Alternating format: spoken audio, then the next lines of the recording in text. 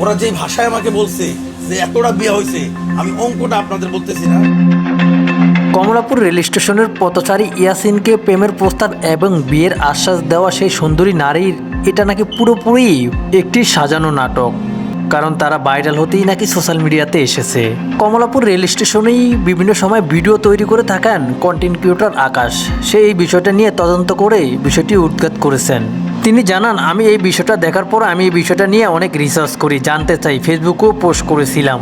পরে আমার সেই পোস্টে অনেকেই কমেন্ট করেছে এই মেয়ের একাধিক বিয়ে হয়েছে, গ্রামের বাড়িতে রয়েছে তার স্বামী সন্তান, এবং যেই গ্রুপ তাদের ভিডিও তৈরি করছে তারা শুধু তাদের কন্টেন্ট তৈরি করার জন্যই কিন্তু এই কাজটা করেছে। 40 সেকেন্ডের মধ্যে এখান থেকে তাড়াহুড়া করে ওর মা আরো কিছু মহিলা ছিল ওখান থেকে ভাইগে গেছে।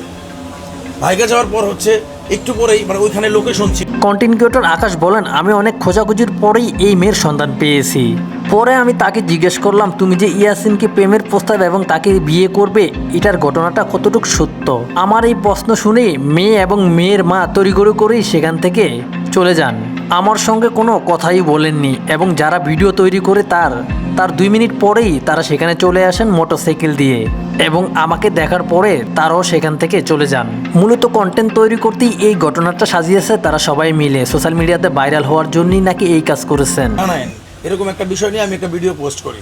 তখন হচ্ছে ওর গ্রামের সুনামগঞ্জ, ওর সমস্ত ঠিকানা, ওর নাম, ওর কেমনে কি হয়েছে, ও ম্যারিড, হ্যাঁ, ওইখানে একটা বেবি আছে ওর, হ্যাঁ। তো এই বিষয়গুলো হচ্ছে আমার ইনফরমেশন জানাইছে।